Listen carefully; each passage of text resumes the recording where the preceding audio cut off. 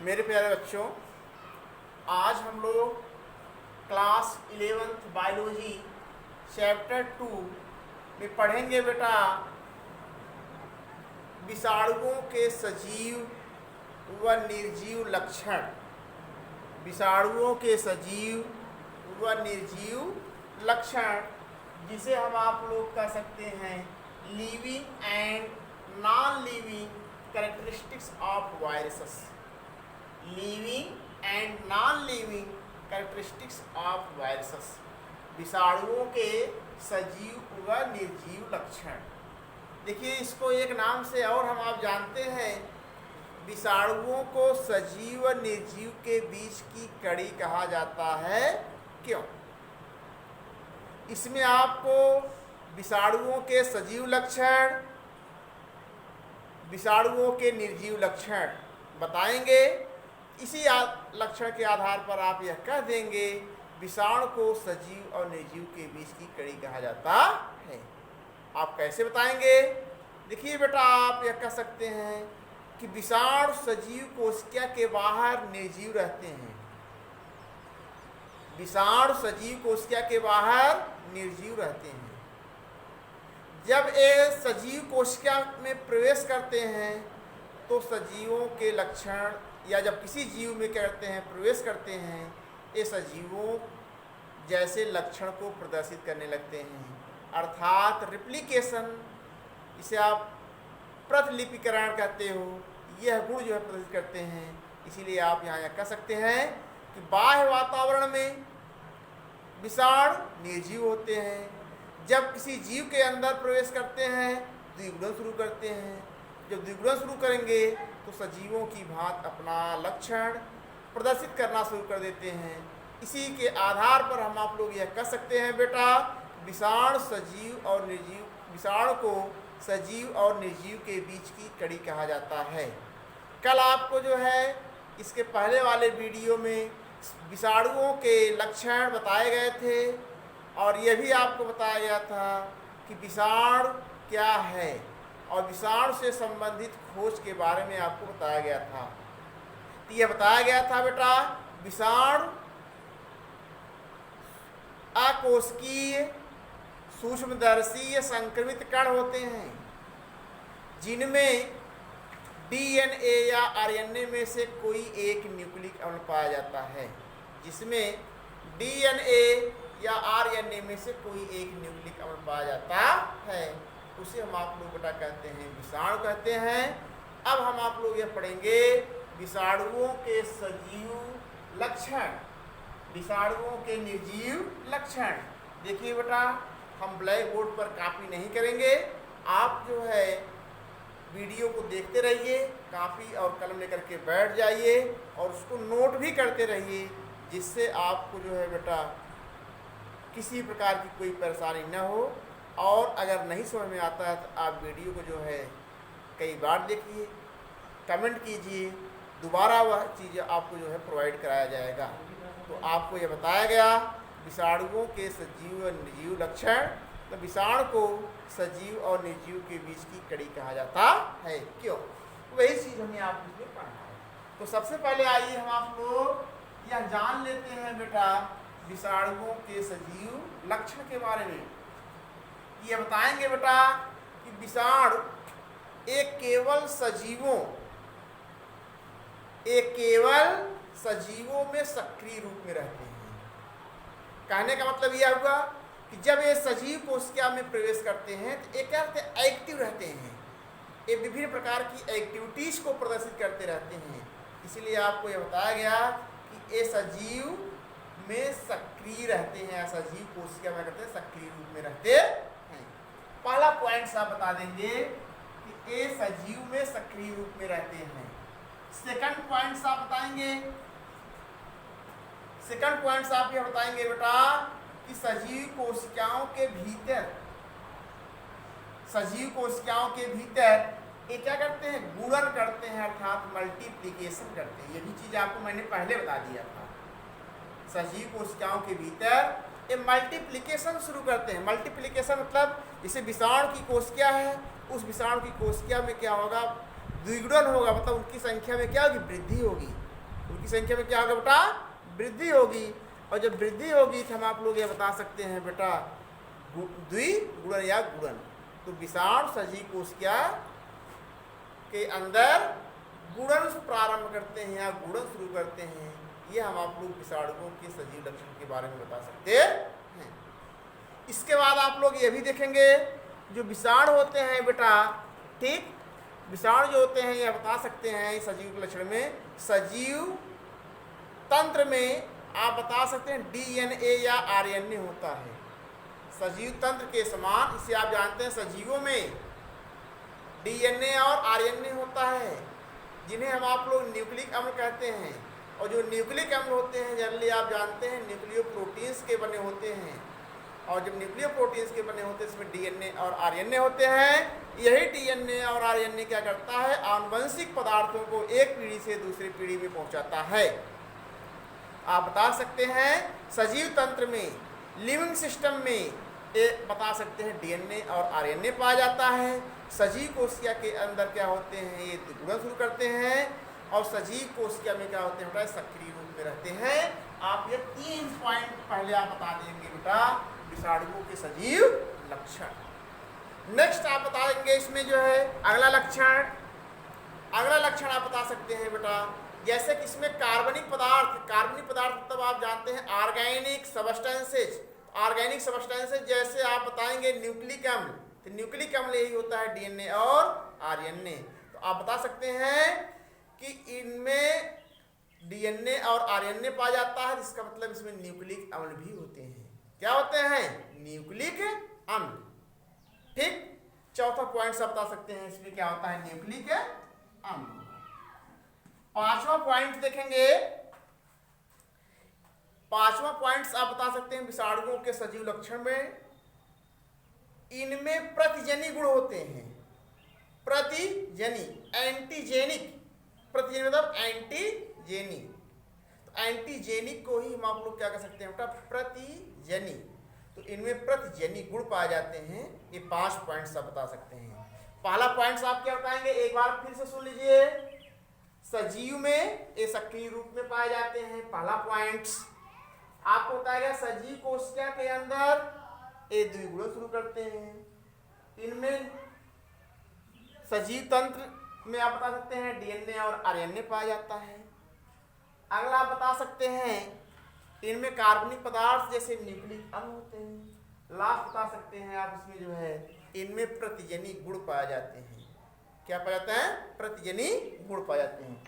जब प्रतिजनी गुण पाए जाते हैं तो आप बता सकते हैं ये ताप, आर्द्रता, रासायनिक पदार्थ, विकिरण आदि उद्दीपकों के प्रति अनुक्रिया प्रदर्शित करते हैं। तो कहने का मतलब सजीव के लक्षण में आप ये बता सकते हैं ताप, ठीक, आर्द्रता जिसे आप नमी कहते हैं, आर्द्रता, ताप, आर्द्रता। इसके बाद विकिरण, रेडिएशन जिसे आप कहते हैं, विकिरण के प्रति अनुक्रिया प्रदर्शित करते हैं। तो मतलब ताप, आर्द्रता और विकिरण का क्या होता है बेटा, प्रभाव सजीव विषाणुओं पर पड़ता है। इनके प्रति क्या करते हैं, ये विभिन्न प्रकार की अनुक्रियाएं शुरू करते हैं। ये 5 लक्षण आप बता सकते हैं सजीव के। ठीक, अब इसके बाद हम आप लोग पढ़ेंगे विषाणुओं के निर्जीव लक्षण। विषाणुओं के निर्जीव लक्षण ये बताएंगे विषाणुओं के निर्जीव के समान लक्षण निम्नलिखित हैं। निर्जीव के समान लक्षण निम्नलिखित हैं। पहला आप ये बता सकते हैं बेटा सभी सजीव कोशिकाओं में डीएनए क्या होता है, द्विगुणित होता है। क्या होता है, द्विगुणित होता है। जबकि हम आप लोग ये कह सकते हैं कि निर्जीव वायरसेस में जो डीएनए पाया जाता है ये जनरली क्या होता है, सिंगल हेलिक्स होता है, अर्थात एकल कुंडलित होता है। क्या बताएंगे, निर्जीव लक्षण में आप बता सकते हैं पहला पॉइंट सजीवों में आप बताएंगे जो डीएनए होता है ये द्विगुणित होता है या द्विकुंडलित होता है, ऐसे कहें द्विकुंडलित होता है, और निर्जीव में क्या होता है, एकल कुंडलित होता है। यह आप निर्जीव के लक्षण बता सकते हैं। सेकंड लक्षण आप ये बता सकते हैं निर्जीव के, प्रत्येक सजीव कोशिका में प्रत्येक सजीव कोशिका में 2 प्रकार के न्यूक्लिक अम्ल उपस्थित होते हैं। प्रत्येक सजीव कोशिका में 2 प्रकार के न्यूक्लिक अम्ल उपस्थित होते हैं। तो आप बता सकते हैं रेट्रोवायरस के अलावा, तो रेट्रोवायरस के अलावा आप बता सकते हैं कि प्रत्येक सजीव कोशिका में 2 प्रकार के डीएनए पाए जाते, 2 प्रकार के क्या होते हैं, न्यूक्लिक अम्ल पाए जाते हैं। ये सेकंड पॉइंट है। थर्ड पॉइंट आप बताएंगे सजीवों में पाए जाने वाले विभिन्न पदार्थों जैसे कार्बोहाइड्रेट, प्रोटीन, लिपिड्स, न्यूक्लिक अम्ल, एंजाइम आदि में से केवल 2 पदार्थ प्रोटीन व न्यूक्लिक अम्ल ही क्या होते हैं, निर्जीव वायरस में पाए जाते हैं। तो आप यह कह सकते हैं निर्जीव वायरस में केवल प्रोटीन और न्यूक्लिक अम्ल ही पाए जाते हैं, कार्बोहाइड्रेट, लिपिड और न्यूक्लिक एंजाइम में से। तो जो ऑर्गेनिक सब्सटेंस हैं, इन्हीं ऑर्गेनिक सब्सटेंसों में आप लोग बता सकते हैं केवल प्रोटीन और न्यूक्लिक अम्ल ही पाया जाता है, इसमें निर्जीव में। तो आप लोग एक बार फिर से निर्जीवों के लक्षण सुन लीजिए बेटा। तो यह बताया गया सजीवों में पाए जाने वाले विभिन्न पदार्थ जैसे कार्बोहाइड्रेट, लिपिड्स, न्यूक्लिक अम्ल, एंजाइम आदि में से केवल प्रोटीन और न्यूक्लिक अम्ल ही पाया जाता है। इसके बाद आप बता सकते हैं प्रत्येक सजीव कोशिका में डीएनए या आरएनए जैसे न्यूक्लिक अम्ल पाए जाते हैं। तो सभी सजीव कोशिकाओं में डीएनए जो होते हैं बेटा द्विकुंडलित होते हैं, और निर्जीव में आप बता सकते हैं एकल कुंडलित होते हैं। यह सजीव और निर्जीव के बीच की क्या बता सकते हैं बेटा, कड़ी बता सकते हैं। और इसी कड़ी के आधार पर आप यह कह सकते हैं सजीवों के विषाणुओं के सजीव लक्षण और निर्जीव लक्षण, विषाणुओं के सजीव और निर्जीव लक्षण। तो आइए इसके बाद हम आप लोग जो है देखते हैं बेटा नेक्स्ट टॉपिक, इसमें विषाणुओं का आकार। क्या बेटा पढ़ेंगे, विषाणुओं का आकार। यह पढ़ने के बाद आप इसी में पढ़ेंगे विषाणुओं का आकार।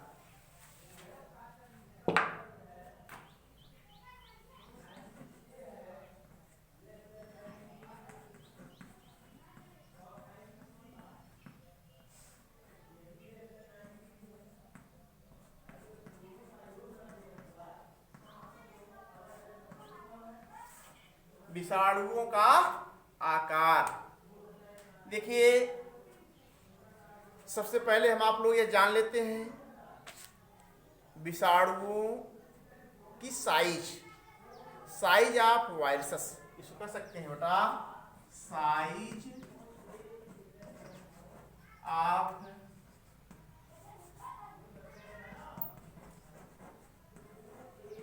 Viruses, size of viruses. देखिए विभिन्न प्रकार के जो विषाणु होते हैं उनमें क्या होता है, ढेर सारी क्या होती हैं विभिन्नताएं पाई जाती हैं।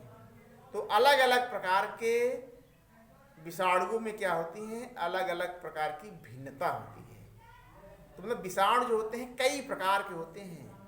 इसी प्रकार के कारण हम आप कह सकते हैं कि विषाणु जो होते हैं भिन्न भिन्न प्रकार के होंगे, अर्थात उसमें विविधता पाई जाती है, अर्थात भिन्नता पाई जाती है। तो विषाणुओं को जनरली हम आप लोग नैनोमीटर में ही मापते हैं। इसमें नैनोमीटर यानी एम, इसको आप नैनोमीटर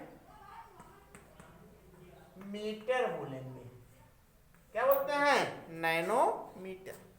तो क्योंकि विषाणु अति सूक्ष्म होते हैं, अर्थात सूक्ष्मदर्शी कण होते हैं, संक्रमित कण होते हैं, जिन्हें हम आप लोग जो है नग्न आंखों से नहीं देख सकते हैं। इनको देखने के लिए हमें आपको माइक्रोस्कोप की आवश्यकता होती है। अगर माइक्रोस्कोप से भी हम आप नहीं देख सकते हैं तो अति सूक्ष्म कण को देखने के लिए हमें आपको इलेक्ट्रॉन माइक्रोस्कोप की आवश्यकता होगी। इसकी इलेक्ट्रॉन माइक्रोस्कोप की आवश्यकता होती है। ठीक। किसकी आवश्यकता होगी बेटा? इलेक्ट्रॉन माइक्रोस्कोप, जिसे हम आप इलेक्ट्रॉन सूक्ष्मदर्शी कहते हैं। तो इलेक्ट्रॉन सूक्ष्मदर्शी द्वारा ही हम आप लोग क्या करते हैं? सूक्ष्मदर्शी अर्थात संक्रमित कण को जो है बेटा दे सकते हैं, जैसे वायरसेस को। तो हम आप यही कह रहे थे, जो वायरस होते हैं ये अति सूक्ष्म होते हैं, भिन्न भिन्न आकार के होते हैं।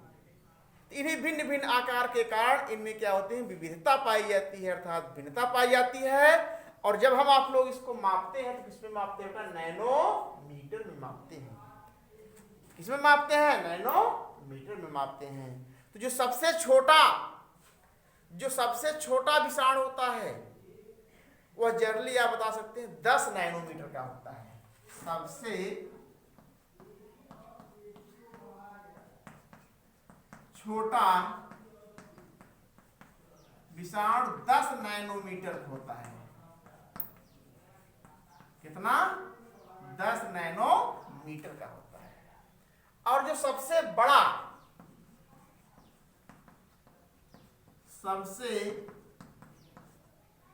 विषाणु आप बता सकते हैं 300 नैनोमीटर के लगभग होता है। कितना? 300 नैनोमीटर के लगभग होता है। 300 नैनोमीटर के लगभग होता है। तो आइए हम लोग जो है इसमें समझ लेते हैं कुछ विषाणु, जैसे तंबाकू मोज़ेक विषाणु, या तंबाकू मोज़ेक वायरस, जिसे आप TMV के नाम से जानते हो। जो TMV विषाणु होता है इसकी माप आप बता सकते हैं बेटा कितना होगा? 15 × 300 नैनोमीटर। 15 × 300 नैनोमीटर आप बता सकते हैं तंबाकू मोज़ेक विषाणु की माप। एक नंबर में क्वेश्चन जो है पूछता है बेटा, तंबाकू मोज़ेक विषाणु की माप कितनी होगी? 15 × 300 नैनोमीटर आप बताएंगे। इसी प्रकार मक्का का बौनापन विषाणु, जो मक्का का बौनापन विषाणु होता है उसकी जो माप होगी 17 × 50 नैनोमीटर। आप लिख सकते हो दूसरा, मक्का का बौनापन विषाणु, 17 × 50 नैनोमीटर। 17 × 50 नैनोमीटर। इसके बाद जीवाणु भोजी वायरस, तीसरा आप क्या बताएंगे? जीवाणु भोजी विषाणु, जिसे आप जीवाणु भोजी वायरस, बैक्टीरियोफेज वायरस कहते हो। बैक्टीरियोफेज वायरस मतलब जीवाणुओं का भक्षण करने वाले विषाणु को जीवाणु भोजी वायरस कहते हैं। जो जीवाणु भोजी वायरस होता है इसकी माप बेटा बता सकते हैं 54 × 200। 54 × 200 नैनोमीटर आप बताएंगे। ठीक। इसके बाद चौथा बताएंगे, इन्फ्लुएंजा विषाणु। जो इन्फ्लुएंजा होता है यह श्वसन से संबंधित रोग है बेटा, जो विषाणु द्वारा फैलता है, उसे आप इन्फ्लुएंजा विषाणु कहेंगे। जो इन्फ्लुएंजा विषाणु होता है इसकी माप बता सकते हैं बेटा 80 × 120 नैनोमीटर। इन्फ्लुएंजा विषाणु 80 × 120 नैनोमीटर इन्फ्लुएंजा विषाणु के बारे में बताएंगे। इसके बाद आप बताएंगे पोलियो विषाणु। जो पोलियो विषाणु होता है ये नर्वस सिस्टम को प्रभावित करता है। नर्वस सिस्टम को जब नर्वस सिस्टम को प्रभावित करेगा तो आप ये बता सकते हैं बेटा इससे तंत्र प्रभावित हो जाती है। हाथ पांव क्या होते हैं बेटा? काम करना बंद करते हैं, मस्तिष्क काम करना बंद कर देता है। तो आप बता सकते हैं पोलियो विषाणु। जो पोलियो विषाणु होगा, पोलियो विषाणु जो पोलियो विषाणु होगा इसकी जो माप होगी 20 गुणे 27 नैनोमीटर। तो हम आप लोग पढ़ रहे थे विषाणुओं का आकार, साइज ऑफ वायरसेस। आपको बताया गया विषाणु भिन्न भिन्न प्रकार के होते हैं। अब इसी भिन्नता के कारण आप बता सकते हैं सबसे छोटा विषाणु होगा 10 नैनोमीटर का, सबसे बड़ा जो विषाणु होगा 300 नैनोमीटर का। तो आपको बताया गया तंबाकू मोजाइक विषाणु की माप 15 गुणे 300 नैनोमीटर। मक्का का बौनापन विषाणु आपको 17 गुणे